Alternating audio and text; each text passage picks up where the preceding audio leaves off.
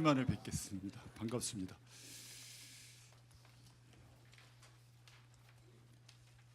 오늘 제가 나눌 말씀이 누가복음 15장에 우리가 잘 알고 있는 탕자의 비유, 이것을요 제가 한번 이 현대판으로 이렇게 해서 한번 본문 읽는 것 대신에 제가 이렇게 말씀드릴 테니까 한번 집중해 보세요. 오래전에 한우 농가를 이렇게 가지고 있고 두 아들과 함께 있는 좋은 아버지가 계셨습니다. 첫째 아들은 대학생이었는데 너무 성실했고요, 학교에서 공부도 잘했어요. 그리고 시간만 나면 와서 아버지 농사 일을, 한우 치는 일을 도와줬습니다. 이 둘째는요 고등학생인데 불성실했어요. 공부도 못했어요. 내 친구들하고 어울려 다니고 밤에 늦게 들어오고, 그래서 형이 좀 뭐라고 얘기하면은 형한테 대들고요, 아버지가 타이르고 하면은 아버지 말을 절대 안 들었습니다. 이 둘째가 생각했어요. 내가 고등학교만 졸업해봐라, 이 지긋지긋한 이 나를 간섭하는 이 집을 떠나서 나 혼자 자유롭게 살 거야. 그렇게 다짐하고 다짐했습니다. 그래서 그날이 왔어요. 고등학교 졸업하고 이제 좀 자유롭게 된 날, 움직일 수 있게 된 날이 왔는데, 그때 집에 있는 아버지 통장하고 도장을 몰래 빼서요 은행에 갔어요. 그래서 아버지가 한우 팔아가지고 모아둔 7천만 원을 빼가지고 서울행 고속버스에 몸을 실었습니다. 서울에 도착했어요. 클럽에 나가서 나쁜 친구들 사귀었어요. 그리고 여자도 쫓아다녔어요. 그것뿐 아니라 술에 취했고 도박했고 마약에도 손을 댔습니다. 그래서 얼마 되지 않아서 자기가 아버지로부터 훔쳐서 갖고 온 돈을 다 탕진했습니다. 돈을 다 탕진하고 나니까 할 수 없이 중국집 음식 배달원으로 일하면서요 홀서빙까지 하게 됐어요. 그런데요 그때 또 IMF가 터진 거예요. 그래서요 일거리도 없었고 일자리도 구할 수가 없었어요. 그래서 겨우 찾은 일자리가 경기도 파주 근처에 있는 돼지 치는 농장이었어요. 아주 나쁜 주인 밑에서 주먹밥 얻어먹으면서 돼지 똥 치우고 돼지 사료 주는 그런 일을 했습니다. 근데 나중에 점점 나빠져서 주먹밥도 안 나오게 됐어요. 힘들어지니까 모든 상황이 죽을 쑤어서 먹게 됐습니다. 죽을 먹게 됐어요. 너무나 배가 고파서 그 죽을 먹고 있는 그때 이 아들이 갑자기 아버지 생각을 하게 됩니다. 아니, 우리 아버지 농장에 가면은 일꾼들도 이런 거 안 먹는데 내가 지금 여기서 뭐 하고 있는 거지? 그래서 마음속에 돌이키게 됩니다. 내가 이제 아버지께로 돌아가야겠다. 돌아가서 내가 아버지한테 너무나 큰 죄를 지었고 이제는 아버지의 아들이라고 일컬음 받을 자격도 없고 아버지의 일꾼의 하나로 여겨주십시오 라고 생각을 했어요. 그래서 남아있는 돈 다 긁어 모아서 자기 고향으로 가는 버스표를 구입했습니다. 그래서 집을 떠난 지 3년 만에 이제 아버지의 집으로 이 둘째 아들이 가게 됩니다. 그 마을에 이렇게 들어서니까 너무너무 가슴이 뛰지만 자기의 모습을 보니까 너무 초라했어요. 완전히 떨어지고 헤어진 옷 입고 있고 몸에서는 그냥 돼지 냄새가 풍겨나오고, 그래서 너무너무 아버지한테 돌아가서 과연 아버지가 나를 받아줄까? 나를 내치지 않을까? 라는 생각으로 마을 어귀로 터벅터벅 힘없이 들어가는데 저쪽에서 한 사람이 막 뛰어오는 거예요. 이렇게 보니까 아버지가 뛰어오는 거예요. 아버지가 뛰어와서 그 둘째 아들을 막 확 안아주는 거예요. 잘 돌아왔다. 내가 너를 얼마나 기다렸는지 모른다. 그 아버지의 품에 안겨서 아버지한테 이 둘째가 고백하게 됩니다. 아버지, 저는 아버지한테 너무나 큰 죄를 지었습니다. 이제 저를 일꾼의 하나로 여겨주십시오 라고 고백했습니다. 그런데 아버지가 너무 기쁘고 너무 좋아서 자기 일꾼을 부릅니다. 이 거적대기 같은 이 옷들 다 벗겨버리고 우리 집에서 가장 좋은 옷을 입혀라. 그리고 신발도 벗기고 새 신발 신겨라. 동네 사람들 다 불러서 살찐 송아지 잡아서 우리 잔치하자. 지금 가장 최근에 태어난 그 몇 개월 전에 태어난 그 좋은 송아지 있지, 그거 잡아. 송아지 잡아서 잔치하면서 동네 사람들 앞에서 아버지가 얘기합니다. 내 아들이 죽었다가 다시 살아났고 잃었다가 다시 찾았은즉 우리가 기뻐하며 즐거워하며 잔치하자 라고 아버지가 얘기합니다. 이게 스토리잖아요. 예. 그래서 우리가 너무 잘 아는 얘기예요. 탕자의 이야기는 신약 성경에 나오는 예수님께서 말씀하신 비유나, 물론 이건 비유죠. 예, 비유로 말씀하셨는데 비유나 이야기들 중에서 가장 아름다운 이야기를 꼽으라고 하면 바로 이 이야기예요. 너무 아름다운 얘기예요. 여기서 나오는 게 이제 우리가 보면은 이걸 탕자의 비유로 알고 있잖아요. 탕자, 프로디걸 선. 탕자. 이 탕자, 프로디걸의 문자적 의미가 뭐냐면 허비하는, 소비하는 이 뜻이에요. 다 허비해버리는 거예요. 다 소비해버리는, 낭비해버리는 거예요. 아버지의 재산을 다 자기한테 돌아올 아버지의 재산을 받아서 다 허비해버립니다. 이 둘째 아들이 그렇게 얘기하잖아요. 이제 나에게 돌아올 내 몫을 주시옵소서 아버지한테. 무슨 의미죠? 아버지가 그냥 살아계신데 그 아버지한테 가서 나한테 돌아올 분깃, 상속을 나한테 미리 주십시오. 어떤 의미예요? 나 이제 아버지하고 아버지 밑에서 아버지 간섭받고 살기 싫어요. 나 아버지 이제는 더 심하게 얘기하면 아버지 상속이 언제 돌아와요? 아버지 돌아가셨을 때 돌아오잖아요. 나 아버지 이제 죽은 걸로 여기고 아버지하고 관계 끊고 내 마음대로 살겠습니다. 이 얘기잖아요. 와우. 그 얘기를 듣는 아버지가 어떠셨을 것 같아요? 그리고 이것은 이렇게 볼 수가 있어요. 또 미성숙한 사인이에요. 주시옵소서, 주시옵소서. 이 아들이 나중에 어떻게 변해요? 주시옵소서, 주시옵소서 하는 아들이 나를 아버지 종의 하나로 여겨주시옵소서. 내 몫을 원하고 내가 가질 것을 아버지한테 요구했지만, 달라고 요구했지만 이제는 그렇지 않고 완전히 변한 모습을 우리가 볼 수 있습니다. 우리도 미성숙할 때 어떻게 하죠? 부모님한테 되게 잘 달라고 쪼르죠. 저도 대학교 다닐 때 기억나는 게 용돈 한 달치 받으면 일주일 만에 써버리고요. 그 다음 주에 가서 또 졸라요. 그 얼마나 미성숙했는지. 그때는 그렇게 해야지만 내가 살 수 있다라고, 즐길 수 있다라고 생각했거든요. 미성숙한 사인이에요. 하나님 믿고도 어때요? 우리가 하나님한테 엄청나게 달라고 쪼르죠. 주시옵소서, 주시옵소서. 성숙해지면 어떻게 변해요? 주님, 저는 주님의 종입니다. 주님의 종으로 여겨 주시옵소서. 주님을 따라가겠습니다. 이게 성숙한 사인이에요. 그래서 자기 몫을 챙겨서 달라고 얘기하는 그 아들한테 아버지는 그거 다 줍니다. 아버지는 은혜로우셔서 아들이 떠날 것을 알면서도 다 주세요. 그래서 이 둘째는 자기 몫을 챙겨서 멀리 떠납니다. 그래서 방탕하게 다 탕진하게 됩니다. 다 없애버려요, 순식간에. 우리가 여기서 많은 친구들이 탕자가 사귀었어요. 근데 돈이 떨어지고 모든 게 다 떨어지니까 어떻게 친구도 떠나요. 우리가 진짜 친구가 누구인지를 어떻게 알 수 있어요? 내가 잘 나갈 때 내 옆에 있는 친구가 아니라 내가 어렵고 힘든 과정을 통과할 때 내 옆에 남아있는 친구가 진짜 친구인 걸 알 수가 있죠.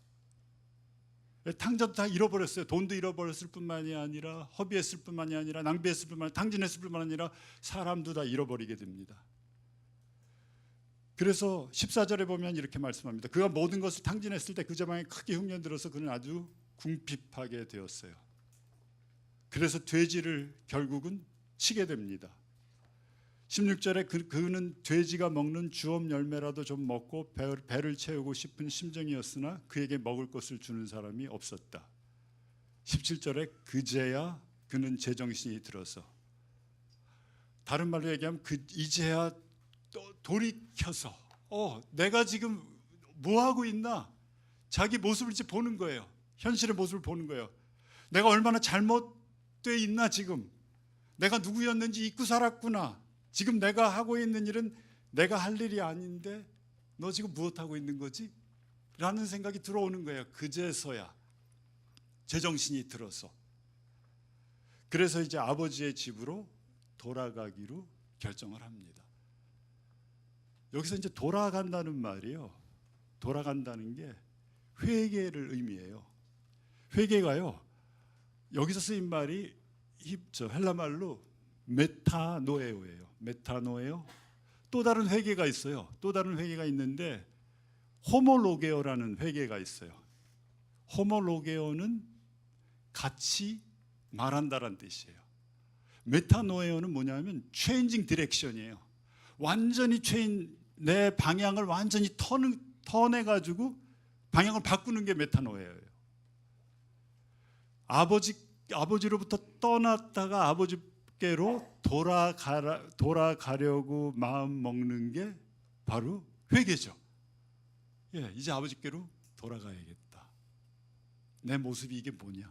우리 아버지 집에는 품꾼들도 일꾼들도 이런 거 먹지 않는데 하면서 여기서 탕자가 마음속으로 아버지께 돌아가게 됩니다. 이렇게 완전히 락 바텀, 그러니까 완전히 밑바닥까지 떨어질 때까지 아버지는 기다리고 계셨어요. 여러분 같으면 어떻게 하셨겠어요? 여러분의 아들이 나가 있다면 아마 수소문해서 찾았을 거예요. 아니면은 좀 연락이 되면 돈 좀 필요하지 않냐? 좀 돈 좀 보내줬을 수도 있을 거예요. 계좌송금으로. 더 심하면 어떻게 돼요?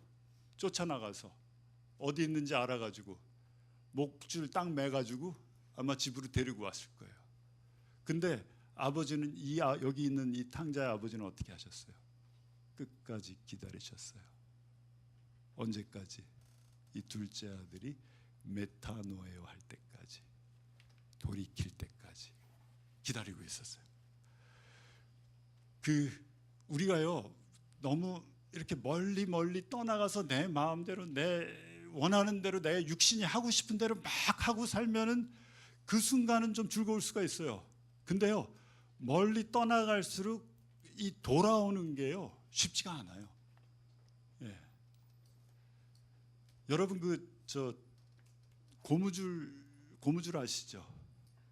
고무줄 당겼다가 조금만 당기면 어때요? 좀 돌아오는 게 덜 아프죠? 왕창 당겼다가 놓으면 어떻게 돼요? 많이 아파요. 제가 알고 있는 제가 버클리 교회 나갈 때, 버클랜드 교회 나갈 때 중부에 살다가 이렇게 서부 쪽으로 이사 온 형제가 교회 나오기 시작했어요. 근데 그 형제가 살았던 주가 아이다호 뭐 이런 주에 살았어요. 거기서는요 이렇게 프리웨이를 고속도로를 운전하고 가다 보면은 이 고속도로가 이렇게 쫙 연결된 게 직선으로 뻗어 있는 게 거의 뭐 몇백 킬로가 뻗어 있는 거예요. 핸들을 움직이지 않아도. 그리고 지나가는 차나 다른 차를 30분 40분 운전해도 한 대도 안 보이는 그런 아주 시골에서 살았던 형제예요. 그래서 우리가 보통 뭐 5-6시간 LA하고 샌프란시스코 뭐 6-7시간 운전하는 건 그 사람들은 운전 축에도 안 껴요. 보통 한 10시간 이상 아니면 14시간 정도 운전해야지 좀 운전 좀 했다라고. 그래서 이 형제가 스트레이트로 뻗은 길을 운전하고 가면 어떻겠어요? 졸리죠. 그래서 막 나무도 들이받고 막 이런 얘기 하더라고요. 그러면서 이제 저한테 집사님 그때 내가 하는 가지 이 졸음 퇴치하는 아주 엄청난 좋은 걸 깨달았대요. 그래서 그게 뭔데 그랬더니 두꺼운 고무줄을 여기 머리에 맨대요. 그래서 이거를 조금 졸릴 때는 조금 당겨다 놓고, 아주 졸음이 심하게 아주 많이 조르고 막 쏟아지면은 아주 당긴대요. 탁 놓는데요. 그럼 이게 정신이 번쩍 난대요. 예, 우리가요 하나님 아버지 떠나서 내 마음대로 살고 내 멋대로 살고 하는 게요, 더 멀리 가면 갈수록 돌아올 때 아프고 힘들어요. 이 탕자가 지금 가장 밑바닥까지 간 거예요, 인생에. 락 바름이라고 그러죠. 아주 딱딱한 밑바닥까지 가서 그제서야 거기서 회개하고 돌아오기를 스스로 생각하고 결정하게 됩니다. 이 좋은 아버지는 이 둘째 아들이 그때까지 가서 마음을 돌이키기를 기다리고 계셨어요.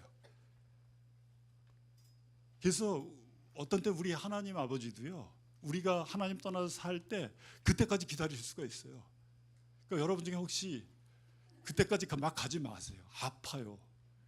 빨리 돌아오시는 게 상책이에요. 만약에 여기서 아버지가 가서 중간에 이 탕자를, 둘째 아들을 데리고 오고 잡아 끌어서 자기 집에 갖다 놨으면 어떻게 되겠어요? 이 탕자가 또 나가죠. 또 떠나요, 집을. 아주 혹독하게 그 멀리 떠난 게 얼마나 아프고 고통스러운지를 본인이 스스로 느끼고 체험하고 마음을 먹어서 돌아올 때까지 이 아버지는 기다리고 계시는 것을 우리가 볼 수가 있습니다. 18절에 이렇게 말씀합니다. 탕자가 와서 이렇게 말합니다. 내가 하늘과 아버지께 죄를 지었습니다. 19절에 난 더 이상 아버지의 아들이라고 불릴 자격이 없으니 나를 품꾼의 하나로 삼아 주십시오. 이게 성숙해진 사인이잖아요. 아버지께 돌아와서 나를 아버지의 종 하나로 삼아 주십시오. 그렇게 내 몫을 달라고 졸랐던 탕자가 이제 아버지 앞에 이렇게 고백하는 걸 볼 수가 있습니다. 완전히 변해서 돌아오게 됩니다. 20절에 이렇게 그렇게 했더니 그는 일어나서 이제 20절에 행동으로 옮기는 거예요. 마음에 먹은 것을 행동으로. 20절에서 그는 일어나서 아버지께로 갔다. 그가 아직도 거리가 먼 거리에 있는데 그의 아버지가 그를 보고 측은히 여겨서 달려가 그의 목을 껴안고 입을 맞추었다. 여기서 그 달려간다는 말에 이렇게 동그라미 쳐놓으셔도 좋아요. 달려갔다는 거. 누가 달려갔어요? 아버지가 달려갔어요. 성경에서 보면요, 우리 아버지, 우리 하나님 아버지는 절대 달려가는 적이 없어요. 하루가 천년 같고 천년이 하루같이 사시는 분인데, 여러분 오늘 하루를 우리가 천년같이 산다고 한번 여겨보세요. 어떻겠어요? 달려가시겠어요? 이 하루가 천년으로 늘어난다고 생각해 보세요. 아마 여기서 몇십 년은 예배 드려야 될 거, 몇백 년 예배 드리는 거 아닌지 모르겠어요. 어떻든 절대 급하지 않고 절대 서두르지 않고 기다리시는 분이에요. 그리고 그의 시간표에 맞춰서 행동하시는 분이에요. 그렇지만 여기 나오는 한 군데, 성경에서 단 한 군데 급하게 달려가시는 게 여기 나와요. 아버지가 왜 달려가셨겠어요? 너무나 기쁘고 너무나 좋은 거예요. 이렇게 매일매일 기다리던 아들이 정말 그 집 너무너무 기다렸는데 그 모습은 상관도 안 하시고 자기한테 얼마나 상처 줬는지 기억도 안 하시고 달려가는 거예요, 그 아들한테. 바로 이 순간에 탕자가 돌아올 때 급히 달려가셔서 끌어안아 주시는 아버지.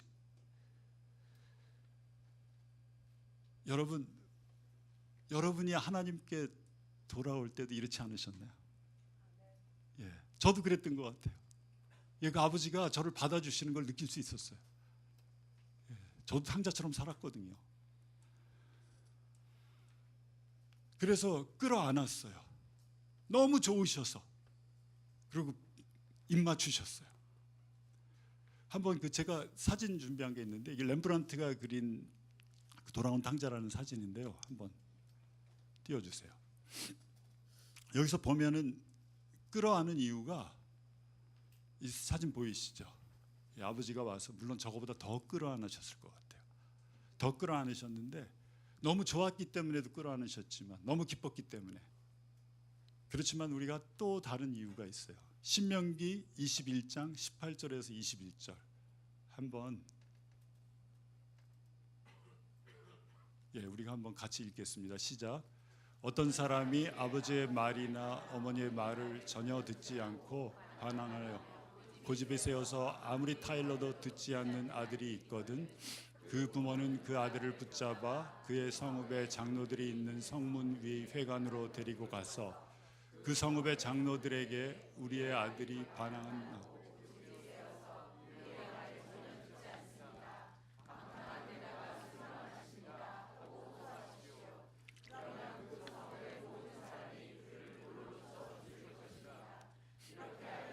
당신들 가운데서 악을 뿌리 뽑아야 합니다. 그래야만 온 이스라엘이 그 일을 듣고 두려워할 것입니다. 여기서 뭐라고 말씀하세요? 아버지가 계속 타이르는데도 듣지 않고 아버지한테 끝까지 대들고 그럼 어떻게 하라고 그랬어요? 마을 장로들한테 데려가서 어떻게 돼요? 그 운명이 돌로 쳐서 죽이란 얘기예요. 여기서 아버지가 아들을 끼워놨다는 건 어떤 의미가 있죠? 너무 기쁘고 즐거워서 너무 감사하고 너무 감격해서 끼워놨을 수도 있고, 두 번째는 그 사진 보면 그 뒤에 누가 있어요? 어떤 장로들이 있어요. 그 사람들이 어떻게 했을 것 같아요? 그 아들의 소문을 듣고 이놈 돌아오면 너는 그날이 돌 맞는 날이다 라고 생각할 수도 있었어요. 무슨 얘기예요? 그들이 돌 던지지 못하게 아버지가 둘째 아들을 껴안은 거예요. 돌 맞을 수 있으니까. 너무나 좋으신 아버지예요. 이 20절이 저는 여기서 아버지가 와서 달려와서 껴안았다는 게 너무너무 아름다운 순간 같아요. 저도 제 인생의 가장 아름다운 순간을 꼽으라면 바로 이 순간일 거예요. 내가 하나님 아버지 모르고 내 멋대로 내 마음대로 우리 아버지하고는 막 원수지간으로, 육신의 아버지하고는 원수지간으로 막 살다가 그 모든 것이 죄악이라는 것을, 죄라는 것을 깨닫고 아버지께, 하나님 아버지께 돌아갔을 때, 그때 아버지가 나를 받아주시는 것을 내가 체험하는 그 순간에 너무너무 감격하고 기뻤던 기억이 납니다. 바로 이 순간이에요. 그래서 탕자는 21절에 감격하며 울면서 회개하며 고백합니다. 내가 하늘과 아버지께 죄를 지었습니다. 이제는 아버지의 아들이라고 불리울 자격이 없습니다. 죄의 고백이 어디서 이루어지죠? 진정한 죄의 고백이 아버지의 품속에서 이루어져요. 우리도요, 내가 죄인이라고 생각하지만 하나님한테 여러분이 돌아오셔서 하나님이 나를 있는 그대로, 만약 우리 같으면 어떻게 하셨을 것 같아요? 내가 만약 아버지였고 내 둘째 아들이 그렇게 해서 다 탕진하고 그 집 꼴로 돌아왔을 때 나의 반응은 어땠을 것 같아요? 여러 가지 반응이 나오겠죠. 하나님은 그대로 그냥 안아주셨어요. 어떤 얘기도 안 했어요. 어떤 코멘트도 하지 않으셨어요. 내가 뭐라고 너한테 하지 않았냐? 이거 봐라, 네 꼴이 지금 뭐냐? 라고 말씀하지 않으셨어요. 있는 그대로 안아주셨어요. 그 아버지의 품에 안겼을 때 진정한 죄의 고백이 이루어지게 됩니다. 나를 있는 그대로 받아주시는 그 하나님의 가슴에서 우리가 우리의 죄를 고백할 수 있는 거죠. 근데 그게 끝이 아니에요. 탕자를 받아주시는 것만으로도 고마운데 이게 바로 축복의 시작이에요. 어떤 축복을 주세요? 아버지가 그 다음 절에 보면 22절에 종들에게 뭐라고 그래요? 제일 좋은 옷 갖다 입혀라. 제일 좋은 옷은 뭐죠? 아버지의 옷일 거예요. 아버지가 입고 있는 제일 좋은 옷, 그 누대기 같고 완전히 거지 꼴 같은 그런 옷은 벗겨버리고 가장 좋은 옷 입혀버려라. 그 옷으로 이제는 더 이상 죄인이라고 하지 않고 내가 얘를 받아주었다는 것을 보여주는 거죠. 그래서 이사야서 61장 10절에 이렇게 말씀합니다. 우리 함께 읽어볼까요? 우리가 잘 아는 구절이죠. 이사야서 61장 10절 읽겠습니다. 신랑이 제사장에 관을 씌우듯이 신부를 폐물로 단장시키듯이 주님께서 나에게 구원의 옷을 입혀주시고 의의 겉옷으로 둘러주셨으니 내가 주님 안에서 크게 기뻐하며 내 영혼이 하나님 안에서 즐거워할 것이다. 나의 누더기 같은 이 죄악된 옷은 다 벗겨버리시고 가장 좋은 옷, 구원의 옷, 의의 옷, 아버지의 사랑이 그 아들의 모든 허물을 덮어버리시면서 거룩한 옷을 입혀주시는 거예요. 우리가 하나님께 돌아올 때 하나님 이렇게 해주세요. 내가 입던 옷 다 벗겨버리세요. 그게 아무리 낡고 헤어진 옷이라고 할지라도 우리가 자꾸 죄를 짓게 되면요, 죄악이 어떻게 하냐면 우리 인생을 자꾸 너덜너덜하게 해요. 다 이렇게 떨어지게 해요. 헤어지게 해요. 죄악이 순간은 즐겁지만 나중에는 어떻게 돼요? 내 모습이 점점 그렇게 변해가고 있는 거예요. 관계가 깨어지고 남아있는 것이 없어지고 낡게 하고, 그런 나의 옷을 하나님께서, 아버지께서 벗겨버리시고 구원의 옷, 의의 옷으로 입혀주시는 것을 우리가 아버지께 돌아갈 때 체험할 수 있잖아요. 그리고 뭐 했어요? 그게 끝이 아니에요. 가락지 끼워주셨어요. 가락지는 뭐죠? 네가 네 상속에 네 분기 다 갖고 가서 탕진해버리고 이 모양 이 꼴로 돌아왔지만 나는 너에게 다시 뭘 준다는 거예요? 권세를 준다는 거예요. 아들로서의 권세. 너는 다시 내 아들이다 라고. 그 반지가 그걸 의미하잖아요. 다시 권위를 회복시켜주는 거예요. 둘째 아들로, 내 아들로서의 권위를 회복시켜주는 것을 볼 수가 있습니다. 그리고 신발을 벗기고, 이 사진에 보면 신발이 너무 한쪽은 벗겨져 있고 한쪽 신발은 너무너무 나달나달해요. 날깃날깃해요. 그 신발 벗겨버리시고 새로운 신발 신겨주세요. 어떤 의미가 있어요? 이제는 더 이상 이런 신발 신지 말고 내가 너를 지켜주고 내가 너를 보호해주겠다. 너에게 내가 평안을 주겠다. 그 당시 종들은 맨발로 다녔어요. 맨발로 다니면 어때요? 편해요? 아니죠. 힘들죠. 걸어 다니는 것 자체가. 신발 신겨주셨다는 건 무슨 의미예요? 너에게 이제 평안을 주겠다. 내가 너를 지켜주겠다. 너를 보호해주겠다. 이렇게 말씀하시는, 또 그렇게 해주시는 아버지를 볼 수 있습니다. 그런데 그게 다 끝이 아니에요. 또 뭐 해주세요? 살찐 송아지 잡아요. 전 여기가 너무 좋은데 23절에 그리고 살찐 송아지를 끌어다가 잡아라. 우리가 먹고 즐기자. 살찐 송아지 갖다가 잔치까지 해주시는 거예요. 먹고 즐기자라고 아버지가 말씀하시는 거예요. 그 이유는 뭐냐면 내 아들이 죽었다 살아났고 잃었다가 다시 찾았기 때문이다 라고 말씀하세요. 자, 여기까지가요 첫 번째 파트예요. 탕자의 얘기. 이제 두 번째 파트가 시작이 됩니다. 어떻게 시작되냐면 이제 첫째 아들이 열심히 일하고 돌아오는데 갑자기 몇 년 동안 음악 소리도 없었고 잔치 소리도 안 들렸는데 갑자기 막 흥겨운 소리가 들리는 거예요. 그래서 25절에 그런데 큰아들이 밭에 있다가 돌아오는데 집에 가까이 이르렀을 때 음악 소리와 춤추는 노래 소리를 듣고 종 하나를 불러서 물어봤어요. 27절에 종이 말하였다. 아우님이 집에 돌아왔습니다. 건강한 몸으로 돌아온 것을 반겨서 주인 어른께서 살찐 송아지를 잡으셨습니다 라고 얘기했더니 28절에 큰아들의 반응이 뭐죠? 화가 났어요. 와, 자기 동생이 돌아왔는데 큰아들은 첫 번째 반응이 화가 난 거예요.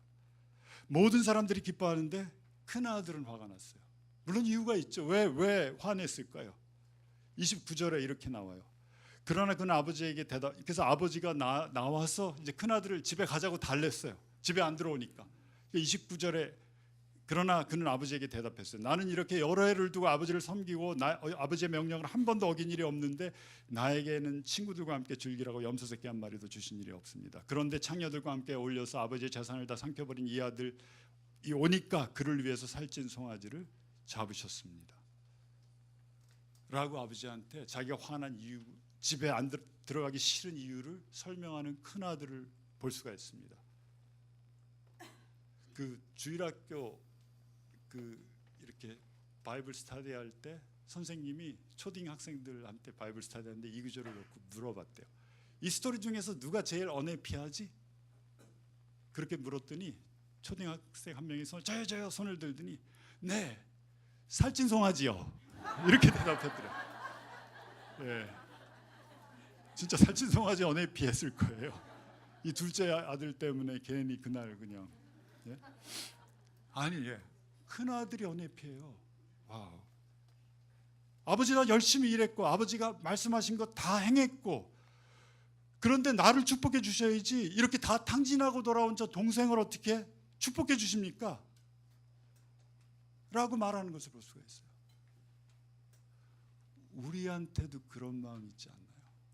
우리한테도 나 이렇게 일요일 날 주님께 나와서 예배드리고 또 또 금요일날 저녁에도 와서 기도에 참석하고 말씀 공부하고. 그런데 하나님 나를 축복해 주셔야죠. 왜 저 친구 축복해 주세요? 왜 저렇게 세상적으로 막 하나님 떠나서 살다 돌아온 저 친구가 더 축복을 받아요? 왜 저 친구가 더 박수를 받아요? 왜 저 친구 때문에 교회가 기뻐해요? 나 때문에 기뻐해야죠.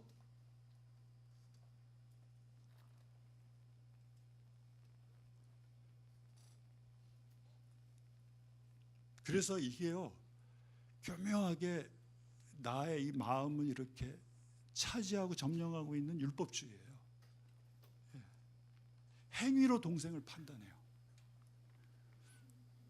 의롭다고 착각하고 있는 큰형이 불의한 동생을 판단하고 있습니다. 화를 내고 있습니다. 그래서 이 큰 아들은 의로운 게 아니라 착각하고 있는 거예요. 뭐예요? 자기 의로 충만한 거예요. self-righteousness예요. 동생은 어떤 불의한 동생이었어요. unrighteous한 동생이에요. 이 동생에 비하니까 이 아들은, 큰 아들은 뭐라고 생각했어요? 나는 righteous하다라고 생각했어요. righteous한 게 아니에요. self-righteous한 거예요. 자기 의로 충만했던 거예요. 자기 의로 충만한 사람들은요, 기쁨이 없고 당연히 자기가 축복을 받아야 할 자격이 있다고 생각합니다. 근데 사람들이 자기 축복 안 해주니까 어떻게 돼요? 화가 나고 시험에 들게 돼요. 판단해 버리게 돼요. 하나님이 주시는 축복은 하나님의 성품의 근거에서 은혜로 주시는 거예요. 나의 잘하고 잘못한 것에 의해서 하나님이 우리를 축복해 주시는 게 아니라 하나님이 자비하시고 은혜로우신 성품의 근거에서 우리에게 은혜로 주시는 게 진짜 축복이에요. 행함으로는 얻을 수 있는 것이 아니에요.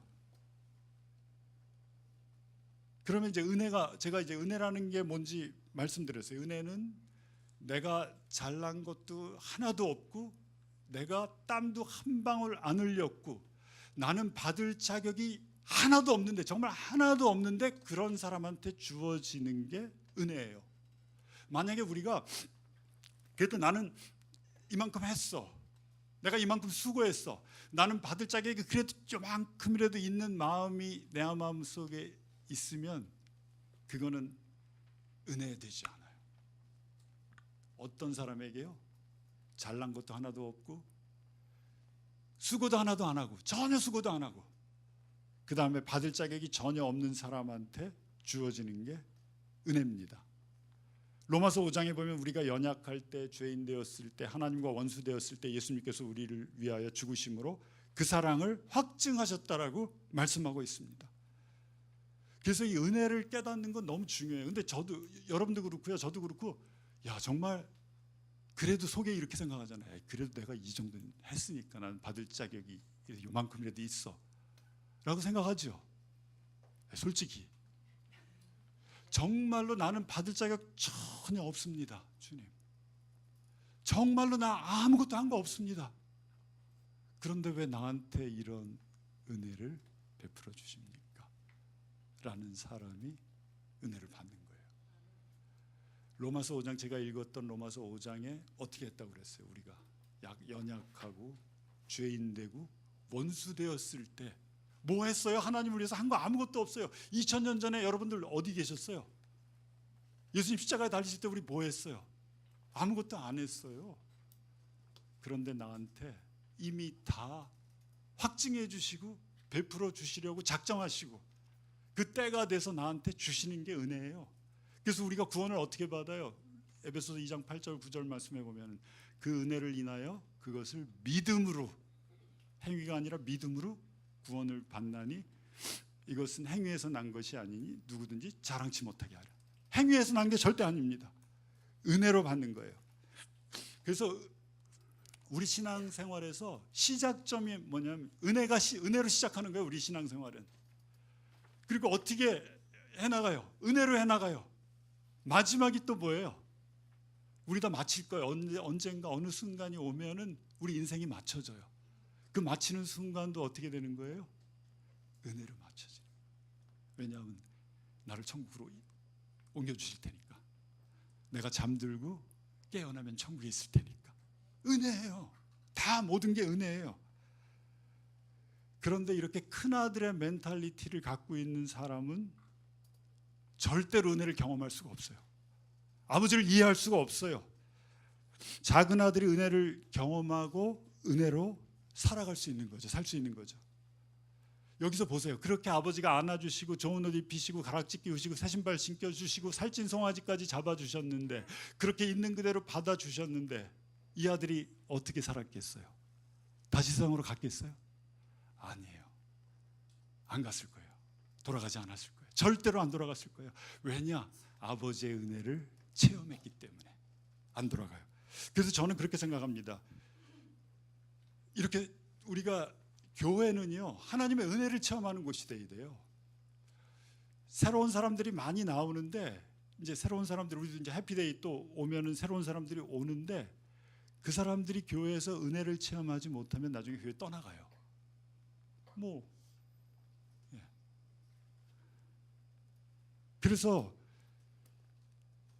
교회적으로도 우리가 은혜로 받아주고 은혜로 사랑하고 은혜로 품어주고 또 하나님의 은혜를 그 사람들이 경험할 수 있도록 옆에서 도와주고 하는 일을 해야 돼요. 근데 보통 어때요? 우리가 주일날 나오는 사람들한테, 주일날 나오니까 너무 좋은데 우리 또 금요일 모임도 있으니까 금요일 모임도 나올래? 금요일날 나오면 어떻게 돼요? 또 우리 셀 모임이 있으니까 또 셀 모임. 그 나쁜 건 아니에요. 나쁜 건 아닌데 자꾸 은혜를 체험하지 못한 사람한테 이거 해라 저거 해라 이리 나와라 저리 나와라고 하는 그게 굉장히 율법적일 수가 있어요. 그래서 교회는 어떻게 하든지 사람들이 나오면 은혜를 체험할 수 있게 해주는 게 우리가 할 역할이라고 생각을 합니다. 그래서 그렇게 하나님의 은혜를 체험하고 나눌 때 교회가 아름다워지고 아름답게 성장할 수 있는 게 되는 거죠. 자, 이제 세 번째 파트가 있어요. 이 이야기의 숨겨진 파트예요. 세 번째 아들이 있습니다. 이 아버지에게는 누군지 아시죠? 불의한 아들이 아니고 자기 의로 충만한 아들이 아니고 완전한 아들, 완벽한 아들 있어요. 바로 예수님이세요. 겸손하고 온유하셔서 아버지의 뜻을 있는 그대로 순종하고 행하셨어요. 하나님이 예수님한테 이렇게 확인해주고 이는 내 사랑하는 자요 내가 그를 기뻐하노라 라고 말씀하신 게 성경에 2번 나와요. 복음서 읽어보시면 첫 번째 예수님이 침례 받으실 때, 두 번째 예수님이 변화산상에서 변하셨을 때, 바로 예루살렘으로 내려가셔서 내려가시기 전에 그 마운트 헐몬산에 올라가서 베드로 야고보 요한 앞에서 변화되시고 모세와 엘리야를 만나실 때 다시 한번 하나님이 컨펌해 주세요. 뭐라고요? 이는 내 사랑하는 아들이요 내가 그를 기뻐합니다라고. 이 이야기 속에 숨겨져 있지 않은 그 세 번째 아들이 바로 예수님이십니다. 예수님은 변화산상에서 내려와서 예루살렘으로 가셨고 또 골고다 언덕으로 가셨어요. 십자가에 달리셨어요. 불의한 탕자도 아니었고 자기의로 충만한 율법주의자인 큰아들도 아니었는데 완전하신 분인데 죄가 없으신데 십자가에 달리셨어요. 그 이유는 뭐죠? 나의 불의를 위해서 대신 죽으신 거죠. 나의 자기 의를 위해서 대신 죽으신 거예요. 예수님께서. 그래서 여기서 저희들이 보면은 불의한 아들은 이방인을 대표한다라고 볼 수가 있어요. 그 다음에 자기 의로 충만한 아들은 누구죠? 유대인들 대표한다라고 볼 수가 있어요. 그 모든 사람들을 위해서 예수님은 절대로 십자가에서 죽으실 이유가 없으신데도 불구하고 십자가에 달리셔서 죽임당하신 거예요. 렘브란트 그림 한 번만 더 보여주세요.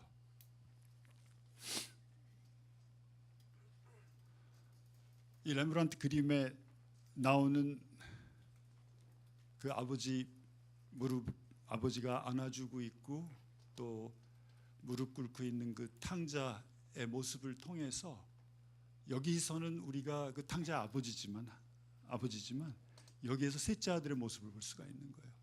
셋째 아들이 어떻게 했어요?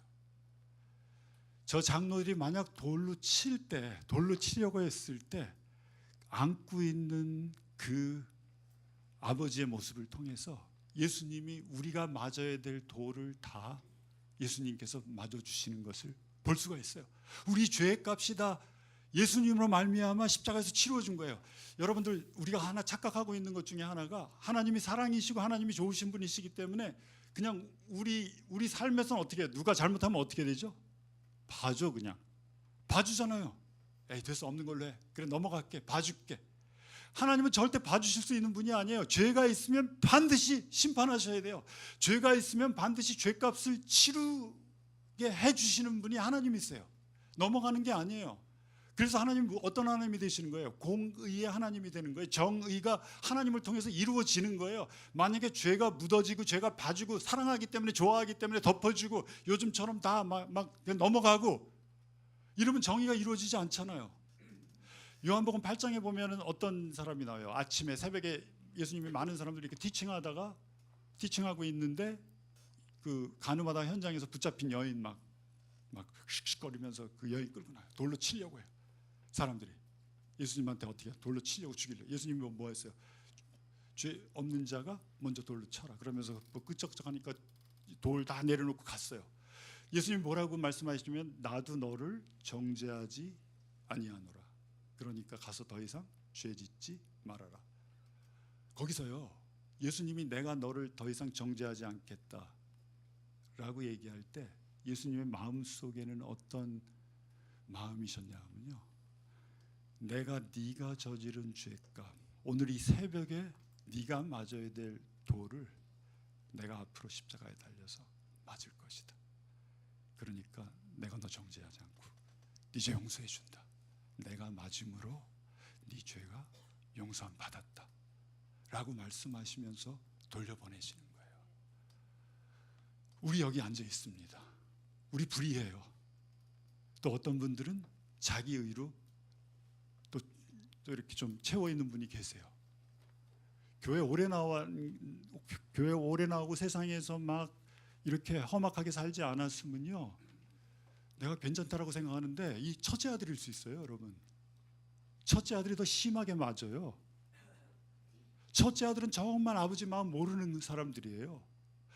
그렇게 첫째 아들, 의로운 첫째 아들, 그 다음에 불의한 둘째 아들의 모든 죄값을, 모든 돌멩이를 예수님이 어디서 마신 거예요? 십자가에서 맞으신 거예요. 우리를 감싸 안으시고 예수님께서 대신 맞으신 거예요. 그래서 우리 죄가 사함받고 용서함받고 우리가 은혜를 체험할 수 있는 겁니다. 자, 이제 우리의 선택이 남아 있어요. 내가 다시 돌아갈 것인가? 다시 돼지가 먹는 주업 열매 내가 먹을 것인가? 결정해야 돼요. 아니면 내가 자기 의에 차가지고 다시 화내고 판단하고 살 것인가? 아니면 예수님께 돌아갈 것인가? 여러분 한번 심각하게 생각해 보시고 결정하시기 바라요. 오늘 이 설교 들으면서 만약에 한 번도 나 죄인이라는 거 알고 내가 잘못한 것도 알고 또 죄도 고백했는데 내가 아버지께 큰 죄 지었습니다라고 마음으로 고백은 했는데 돌아가지 않은 분이 있다면, 행동으로 옮기지 않은 분이 있다면 그분에겐 기쁨이 없어요. 우리가 많은 사람들이 그래요. 돌아오지 않고요, 그냥 I'm sorry 그러고 또 살아요. I'm sorry 그러고. 그래서 제가 여러분한테 한 가지 생각해 보세요. 내가 과연 아버지께 돌아간 적이 있는가? 메타노에어 했는가? 180도 턴해서 아버지 품으로 간 적이 있는가? 아버지의 품이 안긴 적이 있는가? 만약에 그런 적이 없다면 오늘이 기회예요. 돌아오세요. 얼마나 기쁜지 몰라요. 얼마나 즐거운지 몰라요. 아버지 요 앞에 뭐라 그래요? 잃어버린 한 어린 양의 비유.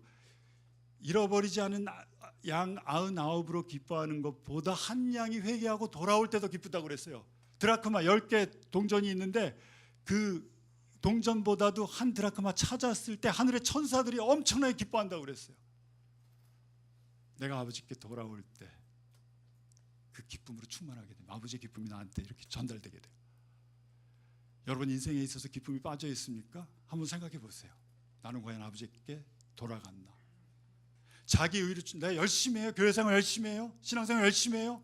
하나님한테 어떻게 하든지 잘 보여가지고 하나님의 축복을 더 얻으려고 해요. 자기 의예요. 자기 의를 가진 사람은 뭔지 아세요? 아버지의 마음을 아직까지 몰라요. 아버지의 마음으로 안 돌아온 사람이에요. 교회는 열심히 나왔는데 아버지의 마음을 아직도 알지 못하는 사람이에요. 그런 분이 있다면 또 오늘 아버지 마음속으로 돌아오시기를 바랍니다. 같이 기도하시겠습니다. 하나님 아버지, 오늘 이 이야기를 통해서 다시 한번 우리 아버지가 얼마나 좋으신 아버지인지를 봤습니다.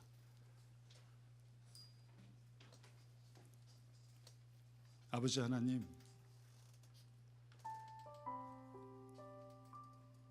그 아버지는 나를 기다리고 계시고 있고 또 내가 돌아올 때 달려와서 기쁨으로 달려와서 나를 안아주시는 분이십니다. 또 우리 예수님은 나 대신에 돌을 대신 맞아주시고 십자가에서 죽으심으로 말미암아 내 죄값을 다 치러주셨고 내 죄를 용서해 주신 분이시고 3일 만에 또한 부활하신 분이십니다. 성령님은 지금 이 자리에 운행하시면서 나에게 말씀하시는 분이십니다. 돌아와라, 이제 돌아와라. 아직 안 돌아왔지? 오늘 돌아와. 내가 기다리고, 아버지가 기다리고 있으니까 오늘 돌아와라, 회개하라 라고 말씀하십니다. 아버지, 이 세 분의 음성을 듣고 하신 일을 보고 우리가 오늘 만약에 아직도 회개하지 않으신 분이 있다면, 만약에 아직도 하나님께로 되돌아오지 않은 분이 있다면 이 시간 돌아오는 역사가 있게 해주십시오. 그래서 아버지의 품에 안기신, 혹시 여기 자기 의로 충만한 분이 있습니까? 그냥 태어나서부터 교회에 있었고 교회에 살았고 그래서 뭐 아버지 집에 있었고 항상, 근데 괜히 분내고 판단하고 그런 분이 있다면 오늘 아버지의 마음속으로 돌아오시는 그런 역사가 있기를 기도합니다. 돌아오십시오. 돌아오십시오. 아버지 돌아오게 말씀해 주시고 역사해 주십시오. 그리고 우리 마음속에 돌아왔을 때 아버지가 안아주고 기뻐하시는 그 아버지의 마음이 우리의 마음속에 그대로 전달되는 역사가 있게 해주십시오. 감사드리며 예수 그리스도의 이름으로 기도드립니다. 아멘.